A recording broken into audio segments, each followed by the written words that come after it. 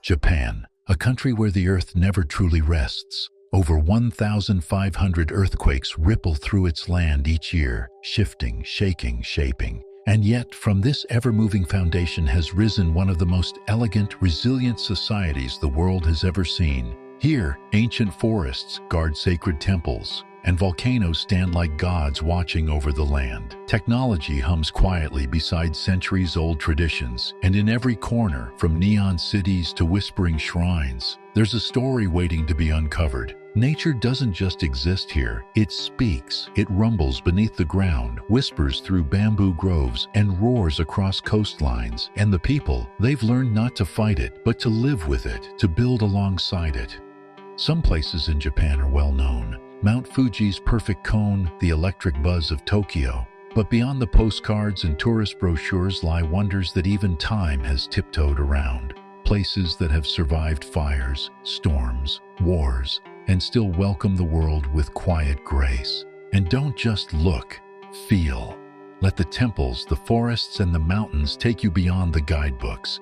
Because Japan's most powerful treasures aren't always the ones on the front page. They're the ones still waiting to be discovered. Now, let's begin with the very breath of Japan, its most sacred and iconic peak. Chapter 1. Mount Fuji. Mount Fuji isn't just Japan's tallest mountain. It's a presence, towering at 3,776 meters. Its perfect snow-capped cone pierces the sky like a painting brought to life. On a clear day, you can see it from Tokyo, even though it's 100 kilometers away. But seeing it is one thing. Feeling it, that's something else. Fuji is more than just a mountain. It's one of Japan's 3 sacred peaks, believed by many to house powerful spirits within. Artists have painted it. Poets have praised it. Pilgrims have climbed it, praying with every step. Some even believed gods lived inside it. And honestly, standing at its base, that doesn't seem too far-fetched. Despite its tranquil beauty, Mount Fuji is still an active volcano. Its last eruption was in 1707, but it hasn't been forgotten. Scientists keep a close eye on it, while spiritual shrines like Fujisan Hongusengen Taisha stand watch below, built to honor and pacify the mountain's powerful heart. Not long ago, women weren't allowed to climb it. They were believed to disturb the mountain's sacred energy. That changed in 1872 when the ban was finally lifted, and since then, hikers from all over the world have made their way to its summit, many hoping to catch the first light of dawn from what feels like the very roof of Japan. Mount Fuji isn't just a place, it's a rite of passage, a silent, snow-covered guardian standing tall, timeless, and untamed. Chapter 2. Hakone and Lake Ashi. Just a short trip from Tokyo, Hakone feels like stepping into a different world, one where nature slows everything down, where the air smells of sulfur and pine, and where the water mirrors the sky. Tucked into a volcanic valley, this peaceful retreat balances stunning beauty with quiet spiritual power. Lake Ashi, or Ashinoko, sits in the caldera of Mount Hakone, formed after a violent eruption thousands of years ago. Today, that fiery past rests beneath a glassy surface. On calm days, Mount Fuji reflects perfectly off the water, turning the lake into a living postcard. It's no wonder so many come here seeking peace. And a perfect photo. One of the most iconic sights in Hakone is the red torii gate of Hakone Shrine, rising from the lake like a bridge between two worlds. Originally built high on the mountains in 757 CE, the shrine was moved near the lake in 1667, becoming a place of deep spiritual significance. The gate isn't just picturesque, it marks the entrance to sacred ground. Close by is Owakudani, a volcanic valley where steam constantly escapes from deep within the earth. The smell of sulfur fills the air as hot springs bubble beside walking trails. It's otherworldly. Locals sell black eggs boiled in volcanic water, said to add 7 years to your life. Whether or not that's true, biting into one while surrounded by steaming vents feels like an ancient ritual. In Hakone, nature doesn't just surround you, it speaks. You just have to slow down and listen. Chapter 3. Chureito Pagoda. High above the city of Fujiyoshida, perched on a hillside lined with whispering maples and cherry trees, stands one of the most breathtaking views in all of Japan, Chureito Pagoda. You've probably seen the image before. A bright red 5-story pagoda, soft pink blossoms in the foreground, and Mount Fuji rising quietly in the distance. It's not a fantasy, it's very real. Built in 1963 as a peace memorial, the pagoda isn't ancient, but it holds deep meaning. It's part of the Arakura Sengen Shrine complex, and reaching it takes effort, 398 stone steps to be exact. But that climb, it's worth every breath. Along the way, the trees offer shade, the air feels cooler, and the view slowly opens up with each step. In spring, cherry blossoms bloom all around, creating a scene so surreal it's hard to believe it's not staged. Come fall, the leaves turn fiery red and golden orange, wrapping the pagoda in warm, glowing colors. Even in winter, the contrast of snow against the red structure and Mount Fuji's white peak makes the scene feel like something out of a dream. But beyond the beauty, there's stillness here. Visitors often pause, not for photos, but for quiet moments of reflection. The view invites more than admiration. It invites peace. At Chureito, nature, architecture, and memory come together in perfect harmony. It's more than a photo spot. It's a place where the spirit of Japan gently takes your hand and says, "Stay a little longer." Chapter 4. Tokyo. Tokyo is a city of layers. Peel back one and there's another waiting underneath.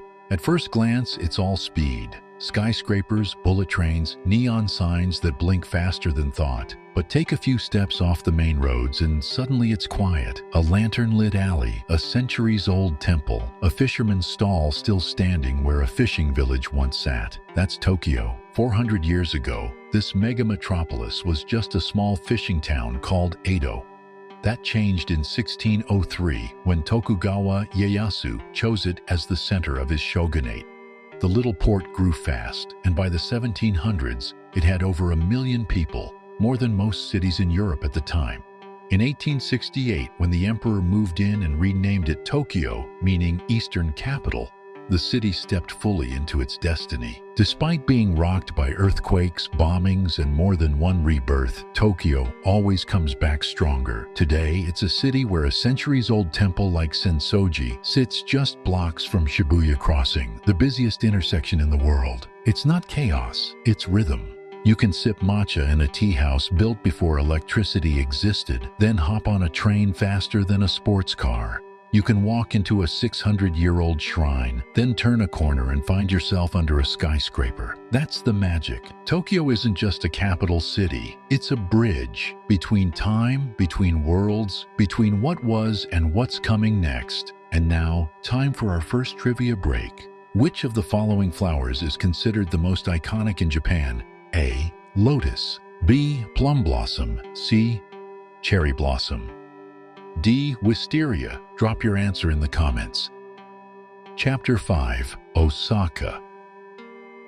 Osaka doesn't try to impress. It just is. Loud, flavorful, historic, and alive. While Tokyo may dazzle with polish, Osaka charms with soul. The locals are famously friendly, the food is unbeatable, and the city's spirit feels like a festival that never ends. This port city has roots deeper than most realize. Once the imperial capital long before Kyoto took the title, Osaka has always been a center of commerce and culture. In the 16th century, Osaka Castle became a symbol of unification under Toyotomi Hideyoshi. With its grand stone walls and gold-trimmed roofs, the castle still towers proudly above the city, telling stories of warlords, ambition, and glory. Wander through Dotonbori and you're met with a different kind of history. Neon signs, sizzling street food, and crowds that pulse with energy. Giant mechanical crabs wave from restaurant fronts. Lantern-lit boats cruise the canal. It's sensory overload, in the best way. And then there's the food.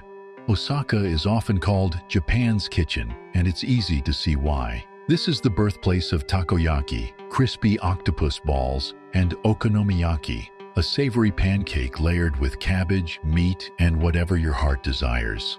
The philosophy here? Eat until you're happy, then eat a little more. But Osaka isn't just about indulgence. Visit Katsuoji Temple, tucked in the northern hills, and you'll find rows of Daruma dolls, each one a wish, a dream, or a thank you. It's a quieter side of the city, but just as powerful. Osaka blends the ancient with the electric. It doesn't whisper its history, it shouts it with laughter, with flavor, with fire. Next, we're heading into a story of strength, sorrow, and incredible renewal. Hiroshima. Shall we continue? Chapter 6. Hiroshima. Hiroshima is a name the world knows, but not always for the reasons it should. On August 6, 1945, this city became the site of an unspeakable tragedy, changing history in an instant. But what often gets overlooked is what came after. A city that rose again, not with anger, but with purpose, resilience, and a powerful message of peace. Walk through Hiroshima Peace Memorial Park, and it's impossible not to feel the weight of what happened. The A-bomb dome, once the Industrial Promotion Hall, stands in silent defiance.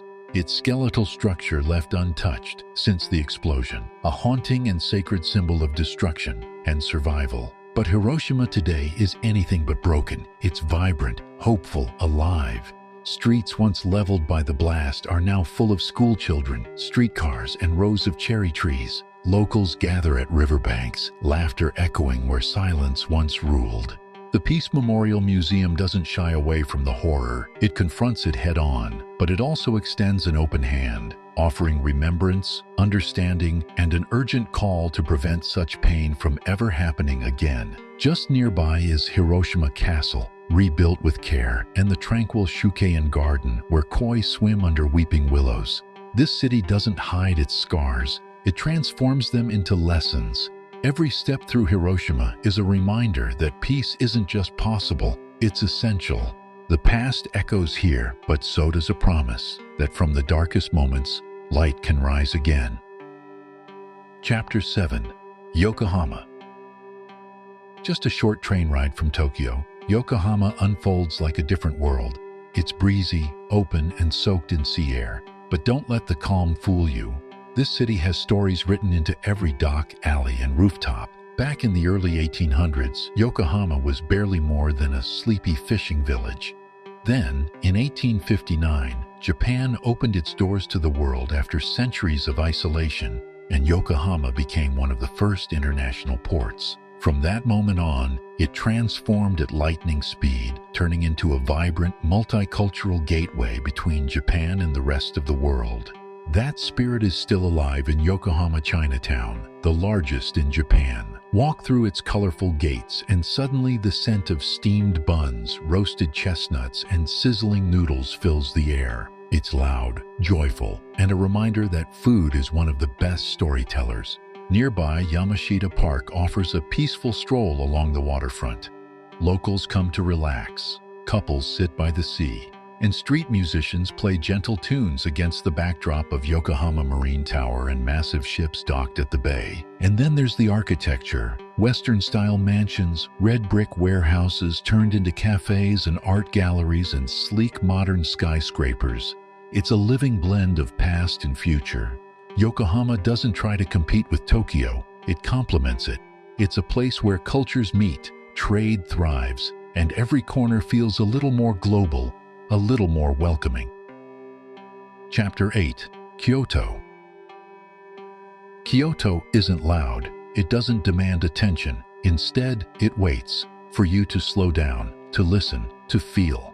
Once the imperial capital of Japan for more than 1,000 years, Kyoto holds its history gently, like a secret passed from one generation to the next. Here, over 1,600 temples and 400 shrines are tucked between narrow lanes, riverbanks, and forested hills. In spring, cherry blossoms turn the city pink and poetic. In fall, fiery leaves wrap ancient rooftops in gold. Every season paints Kyoto in a new light. One of its most beloved temples is Kiyomizu-dera, built in 778 near a sacred spring. What's truly amazing, the main hall was constructed without a single nail. It rises on massive wooden pillars above the hillside, offering sweeping views of the city below. It feels like it's floating, part temple, part dream. Then there's the Jian district, where geishas still walk lantern-lit alleys in silence. You might hear the soft rustle of a kimono, the clack of wooden sandals on stone, or the faint notes of a shamisen echoing from behind a wooden door. And of course, Kyoto's food tells its own quiet story. Delicate kaiseki meals, handcrafted sweets, tea ceremonies where every movement matters. This is a city that moves to a slower rhythm, a place where even time seems to pause. Kyoto doesn't just preserve tradition,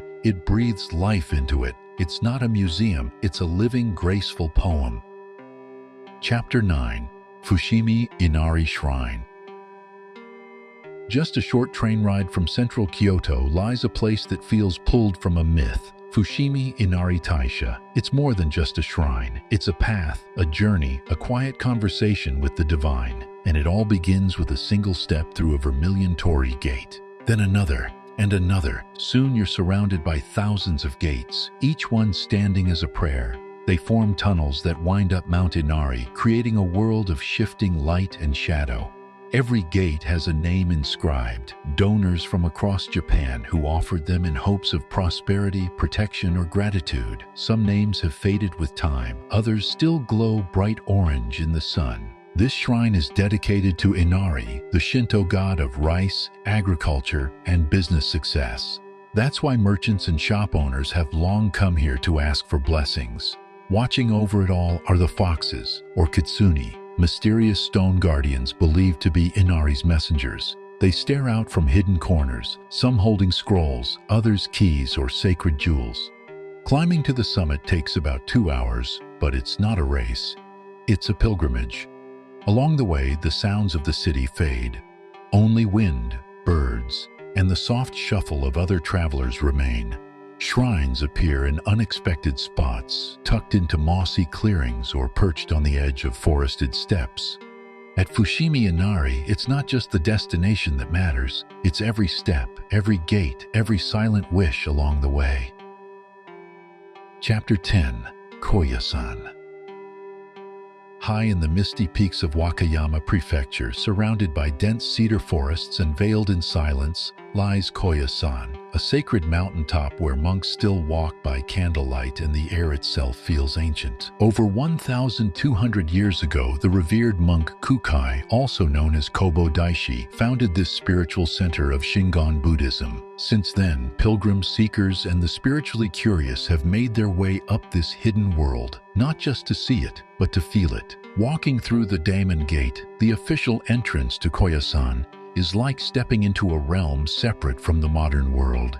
Here, time softens, the pace slows, and every stone seems to carry centuries of footsteps and prayers. The heart of it all is Okanoan Cemetery, Japan's largest and most sacred burial ground.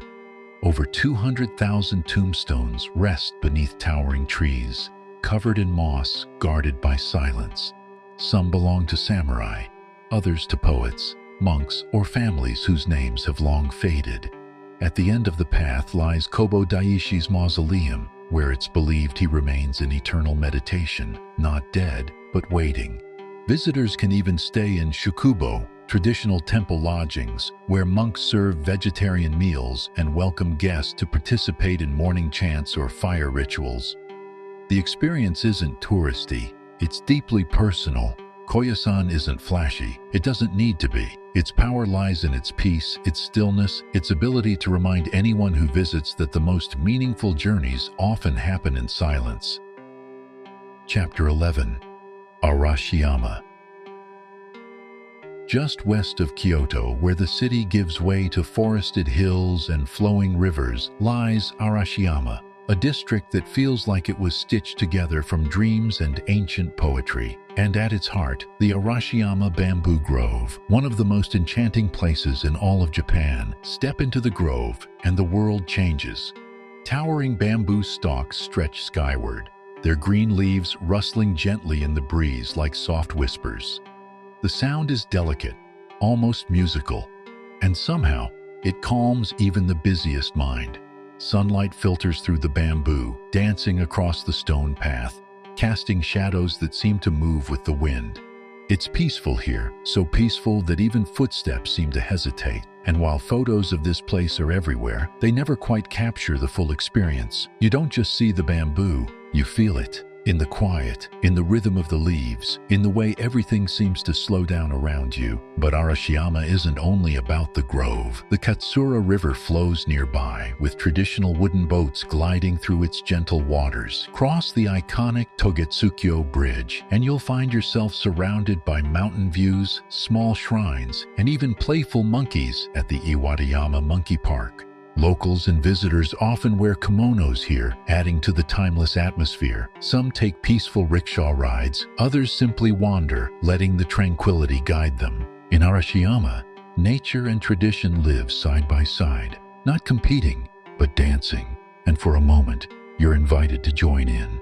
Let's see if you've really been following the trail. Once upon a time, one of Japan's biggest, brightest cities was just a sleepy little fishing village called Edo. But everything changed when a shogun made it the seat of power, and eventually it was reborn with a brand new name. So, which modern-day city was once known as Edo? A. Kyoto. B. Osaka. C. Tokyo. D. Nara. Drop your answer in the comments. No Googling. Let's find out who's a true history buff and who's just here for the ramen. Chapter 12. Shirakawa-go. Deep in the mountains of Gifu Prefecture, where the winters are fierce and the snow piles high, there's a village that looks like it was plucked straight from a fairy tale. This is Shirakawa-go, a UNESCO World Heritage Site and one of Japan's most magical hidden treasures. The moment you arrive, everything slows down. Thatched roof houses sit quietly against a backdrop of pine-covered hills. These traditional homes are built in a style called Gasho-zukuri, meaning constructed like hands in prayer.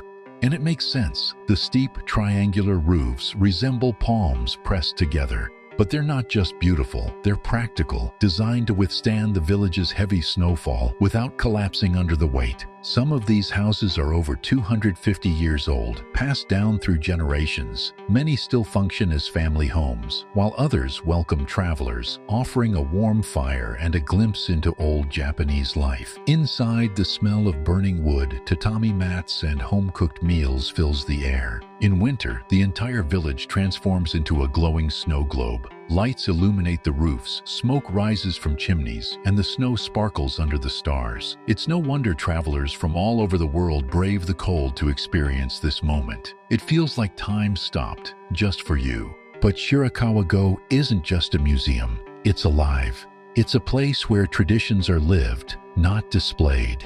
And in every corner, every creaking floorboard, you can feel the heartbeat of a village that has endured quietly and beautifully for centuries. Chapter 13. Takayama.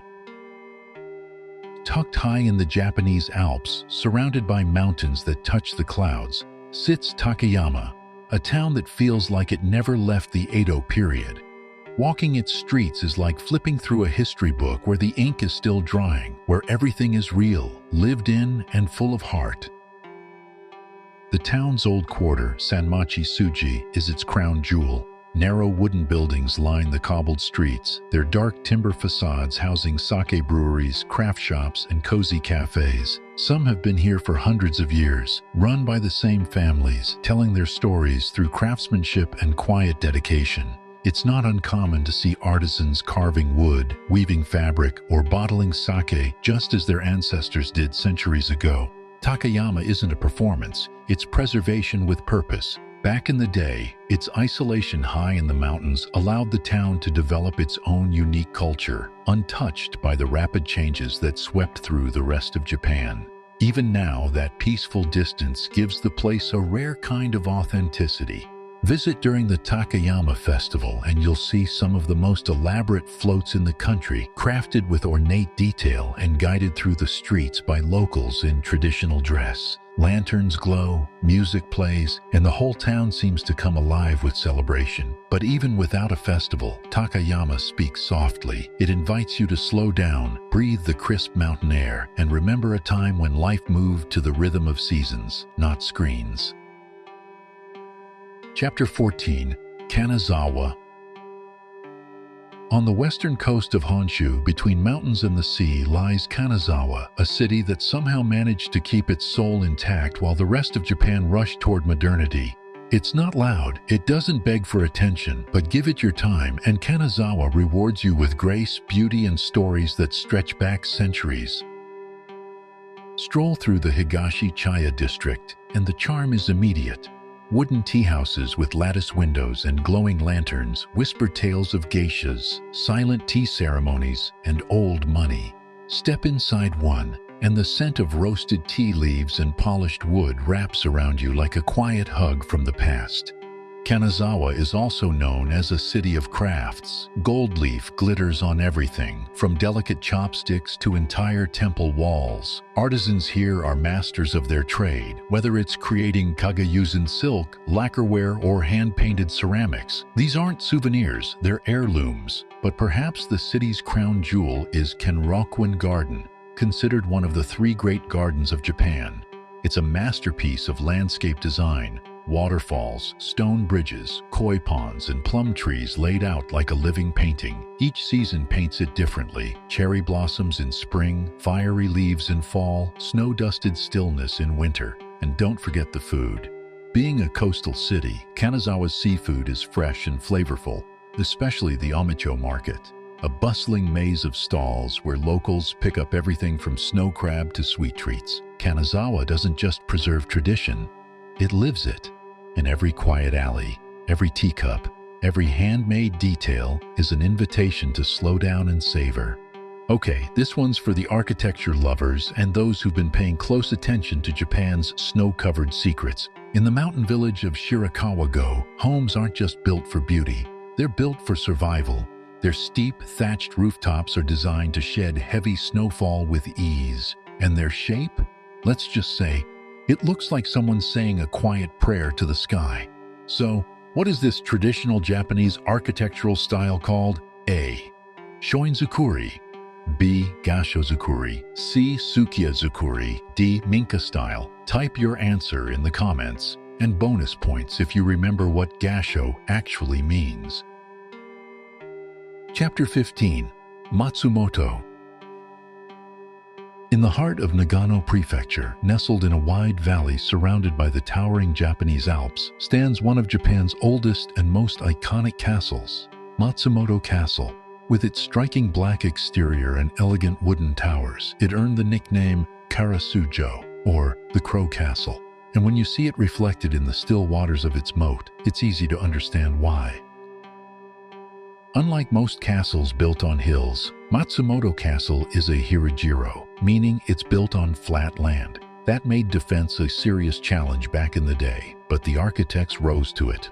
Moats, narrow staircases, hidden openings for archers, all of it designed to protect against siege. And yet, there's grace in every beam and curve. It's a fortress, yes, but also a piece of living art. Step inside and the wood creaks beneath your feet. The staircases are steep, the ceilings low. Reminders that this place wasn't just for show, it was made for battle. Still, there's something humbling about being inside its halls, knowing that samurai once walked here, looking out over the same landscape centuries ago. But Matsumoto is more than its castle. The town itself is full of charm. Narrow streets, cozy cafes, and local craft shops where artisans still make lacquerware and woodblock prints by hand. And in the colder months, snow dusts the rooftops and castle towers, turning the entire scene into a postcard from another era. Matsumoto doesn't shout for attention, it simply stands, solid and silent, a proud guardian of Japan's feudal past. Chapter 16. Ishigaki. Far to the south of Japan's main islands, closer to Taiwan than to Tokyo, lies Ishigaki Island, a tropical paradise that many visitors to Japan don't even know exists. But for those who make the journey, Ishigaki isn't just a beach destination, it's a different world altogether. The ocean here is crystal clear. Not just blue, but layers of turquoise, emerald, and sapphire that shift with the sun. Kabira Bay, one of the island's most stunning spots, is so vivid it feels like a dream. Swimming isn't allowed in the bay to protect the black pearl farms, but glass-bottom boat rides offer an incredible view of coral reefs and colorful marine life below. Beyond the beaches, Ishigaki surprises you with its mountains. Mount Omoto, the highest peak in Okinawa Prefecture, offers sweeping views of jungle, coastline, and neighboring islands. Hike through dense forests, and you might hear the calls of rare birds or catch a glimpse of wild orchids blooming in the shade. The island's culture is just as rich as its landscape. Ishigaki blends traditional Japanese influences with the heritage of the Yaeyama people, and even traces of Taiwanese culture. The result: unique music, dance, food, and hospitality you won't find anywhere else in Japan. And let's not forget the food. Ishigaki beef is legendary, tender, flavorful, and grilled to perfection. Add in fresh seafood, tropical fruits, and island-grown sugarcane, and every meal feels like a celebration. Ishigaki doesn't just invite you to relax, it invites you to discover, to explore the edges of Japan where nature, history, and culture meet in the most unexpected ways. Chapter 17. Okinawa. Welcome to Okinawa, where the rhythm of life slows with the tide, the ocean hums with color, and the past echoes in every coral wall and temple bell. Known as the Hawaii of Japan, Okinawa is more than just a beach escape. It's the cultural heartbeat of the once independent Ryukyu Kingdom, and it feels distinctly different from anywhere else in Japan. The first thing you'll notice? The warmth. Not just the tropical sun or the soft sand, but the people, the smiles, the island spirit. Life here flows a little easier. Okinawa is made up of more than 160 islands, each with its own charm. On the main island, you'll find ancient castles like Shuri Castle, a vivid red fortress that once served as the royal palace. The architecture here doesn't mirror Kyoto or Tokyo. It speaks a language of its own, influenced by China, Southeast Asia, and native Ryukyuan traditions. Nature takes center stage too. Coral reefs surround the coast, making snorkeling and diving almost spiritual experiences. And inland, lush forests and mangroves give way to sacred sites where spirits are believed to dwell. Locals don't just visit these places, they honor them. Okinawa's culture is rich with music played on the sanshin, a three-stringed instrument with a snakeskin-covered body. You'll hear its sound drifting from open windows and beach bars, mixing with the scent of taco rice, sea grapes, and Okinawa soba. And perhaps most fascinating of all, Okinawa is home to some of the world's longest living people. Many attribute it to the climate, the food, and a deep belief in Yuimaru, the power of community. In Okinawa, history, nature, and spirit don't just coexist, they dance. Chapter 18. Kashikojima. Tucked away in the gentle waters of Ago Bay in Mie Prefecture, there's a small island that sparkles in more ways than one. This is Kashikojima, a peaceful destination known not for crowds or castles, but for something far more delicate: pearls. Kashikojima is the birthplace of cultured pearl farming in Japan. The clear, calm waters surrounding the island made it the perfect location for the first successful pearl cultivation in the early 1900s. Thanks to the innovations of Kokichi Mikimoto, who pioneered the technique, Kashikojima became a quiet revolution in luxury and craftsmanship. Even today, pearl farms stretch across the bay like strings of floating treasure, and while you can't dive in to grab a pearl yourself, you can visit local workshops where artisans show how these underwater gems are harvested, sorted, and polished into elegant jewelry. The care and precision is mesmerizing, each pearl a tiny miracle of time, nature, and human patience. Beyond the pearls, Kashikojima is known for its serenity. Nature trails wind through forests that overlook the bay, and a gentle 6-kilometer hike offers stunning sea views and quiet moments of reflection. It's the kind of place where you can walk for an hour and hear only birds, waves, and the wind in the trees. In 2016, Kashikojima even hosted world leaders during the G7 summit, a clear sign that even the quietest corners of Japan can shine on the global stage. This isn't an island for selfies or schedules. It's a place for slow walks, soft sunsets, and small wonders that linger long after you leave. Chapter 19. Nikko.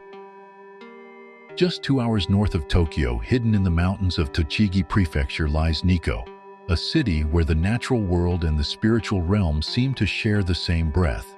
It's the kind of place that doesn't just impress, it humbles.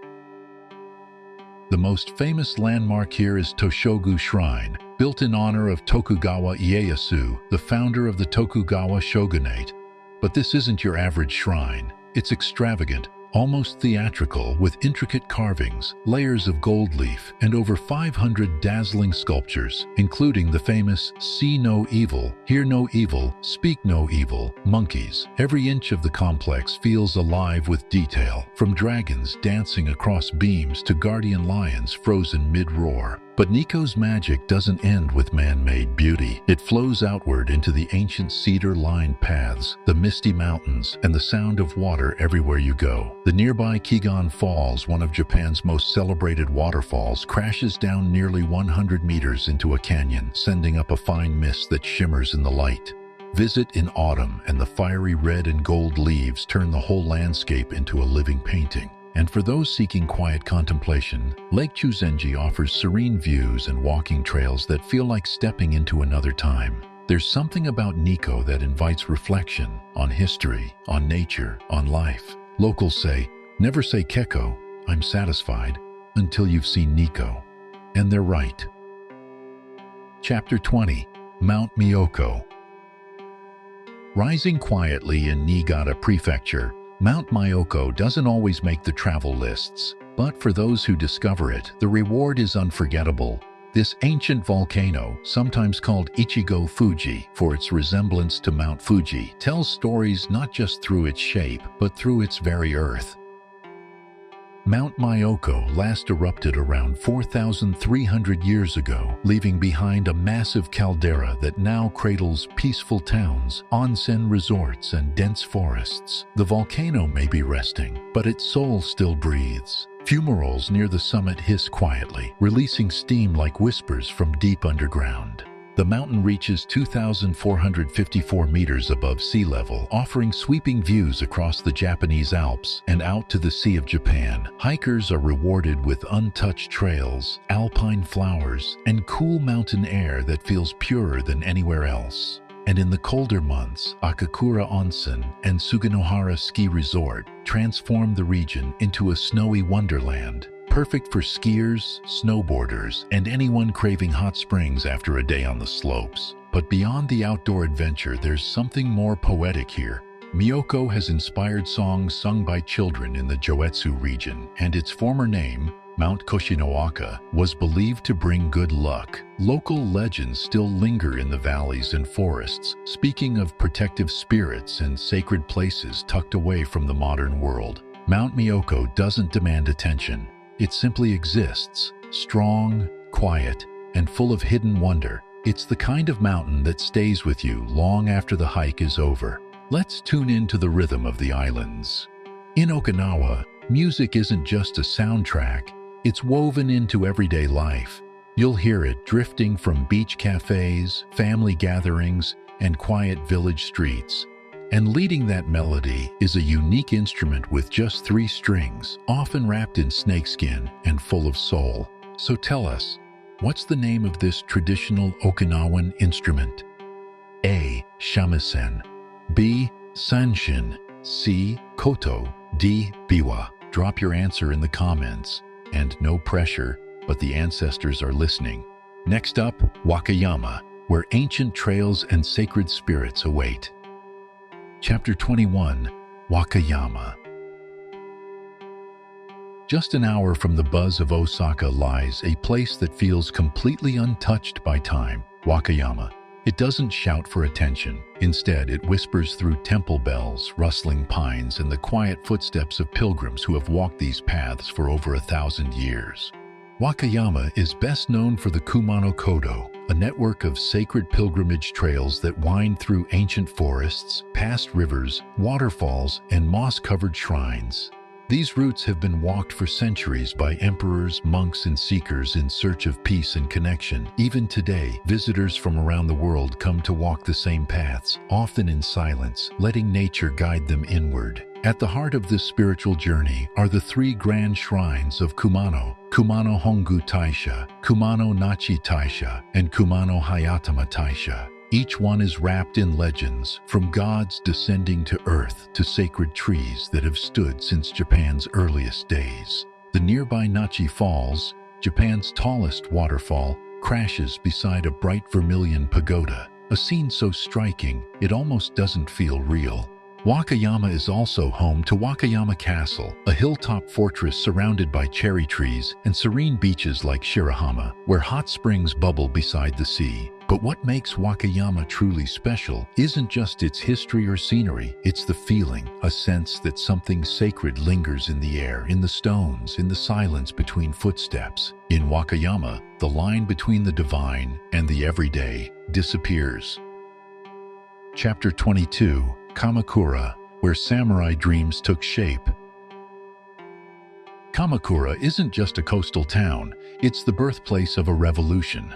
Once a quiet fishing village, Kamakura exploded into history in the 12th century when Minamoto no Yoritomo, a once exiled warrior, rose from the shadows, defeated the powerful Taira clan, and established Japan's first military government, the Kamakura shogunate. This bold move shifted power away from the imperial court in Kyoto and marked the rise of the samurai class. And you can still feel that energy today, carved into stone, echoing in the temples, and standing tall in the solemn face of the great Buddha of Kamakura. This bronze statue, nearly 44 feet high, sits peacefully under the open sky at Kotoku-in Temple, weathered by centuries, yet unmoved.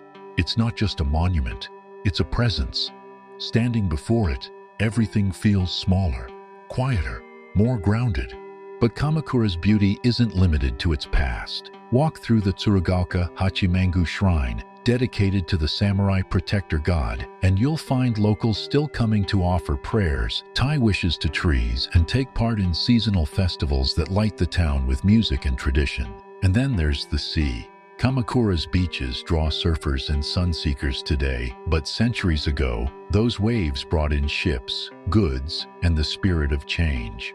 Kamakura is a rare blend, fierce history wrapped in coastal calm, a place where power once shifted, but peace now reigns.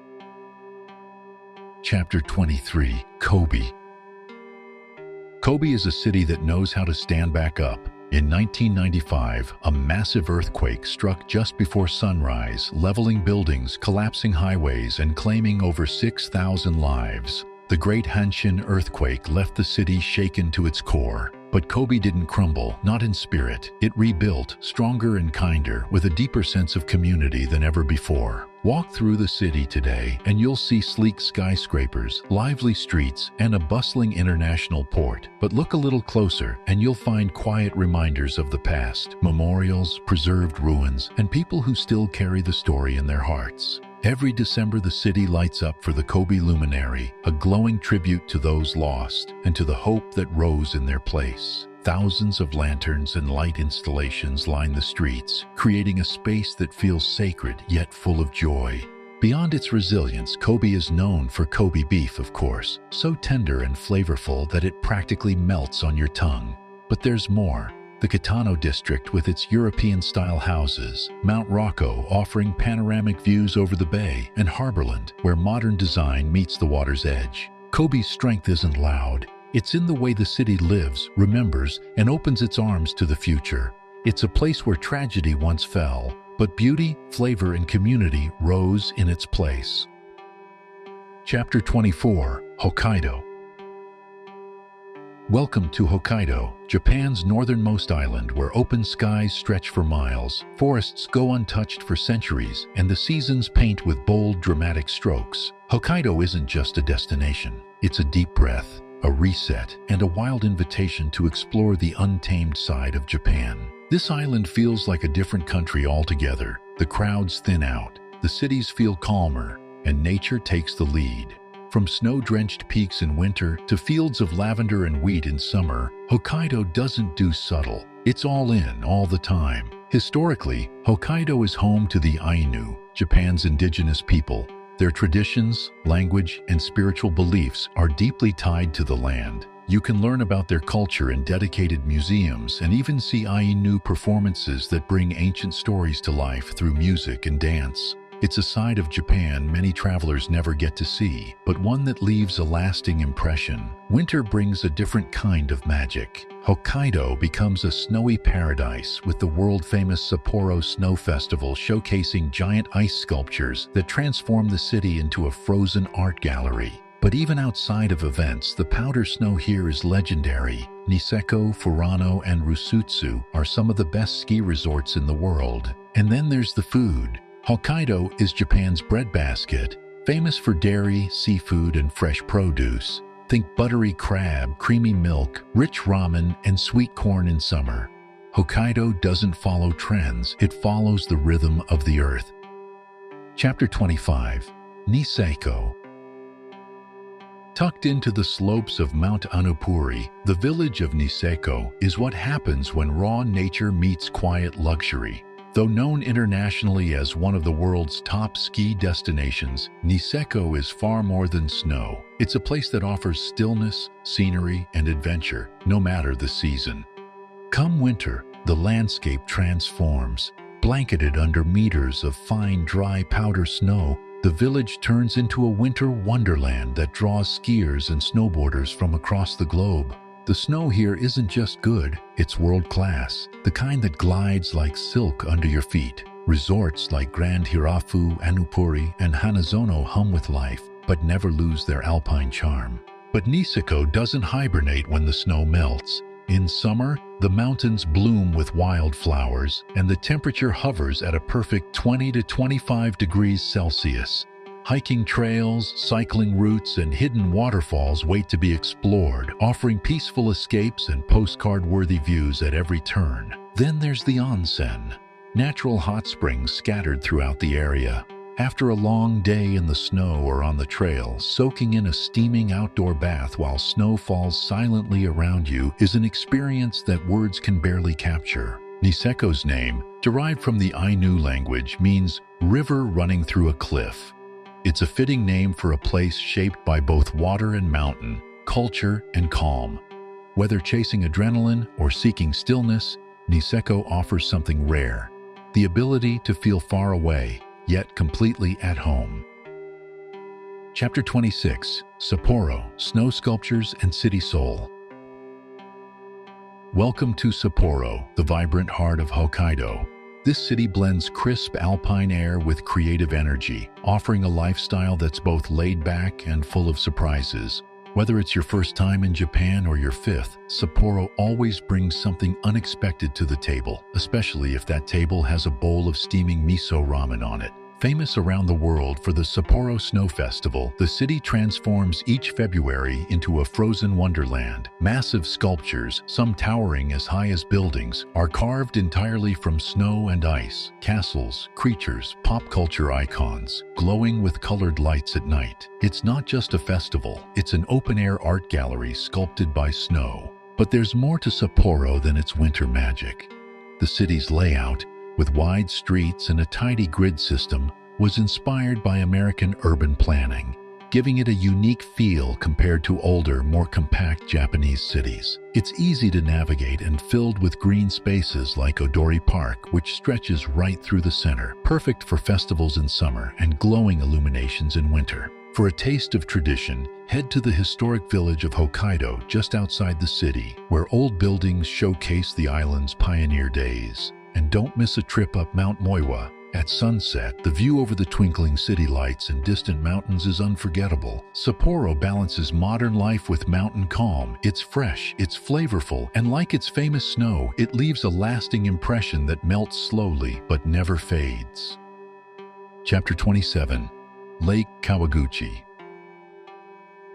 Just a couple of hours from Tokyo, cradled at the foot of Japan's most iconic peak, lies Lake Kawaguchi, a place so serene, so perfectly framed, it feels like it was designed by nature just for reflection, literally and spiritually. Lake Kawaguchi is part of the Fuji Five Lakes region, and it's the most accessible. But what makes it unforgettable is what it reflects: Mount Fuji, standing proud and still across the water. On a clear morning, the mountain's snow-capped peak forms a perfect mirror image on the lake's surface.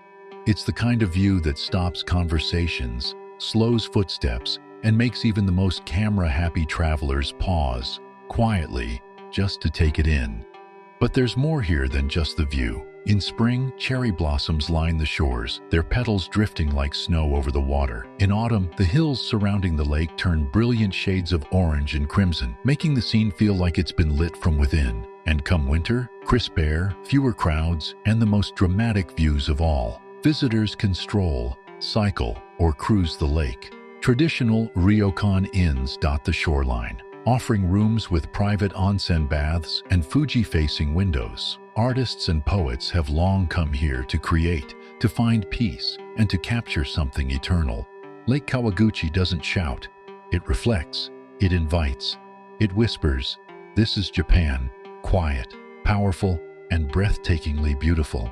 From snow-dusted castles in the mountains to sunlit islands in the far south, from neon cityscapes to bamboo groves that whisper secrets from centuries past, Japan is not just a destination, it's an emotion. Through this journey, we've stood beneath the watchful eye of Mount Fuji, wandered the steaming trails of Hakone, and climbed through the red torii gates of Fushimi Inari. We've stepped inside preserved villages like Shirakawa-go, tasted the ocean air of Ishigaki, and soaked in the spirit of Koyasan. We've seen how cities like Hiroshima and Kobe rose from the ashes. We've followed ancient trails through Wakayama, felt the quiet power of Nikko, and gazed into the glassy surface of Lake Kawaguchi, where Fuji greets its own reflection. But here's the truth. No video, photo, or guidebook can fully capture the way Japan feels. It's in the bow of a stranger, the silence of a shrine at dawn, the scent of cedar in the rain, the echo of temple bells fading into a mountain breeze. These aren't just places. They're living stories, waiting for your footsteps to turn the next page. And the most beautiful thing? No matter how much you discover, Japan always has more. More to see, more to feel, more to wonder about. If this journey moved you, imagine standing in these places yourself. So go, wander, seek, get lost on purpose. Because the undiscovered wonders of Japan are waiting just for you. If you enjoyed this journey, like, share, and subscribe to explore more cinematic travel storytelling every week. Let us know in the comments which place in Japan is now at the top of your bucket list. And remember to click that bell so you never miss the next story.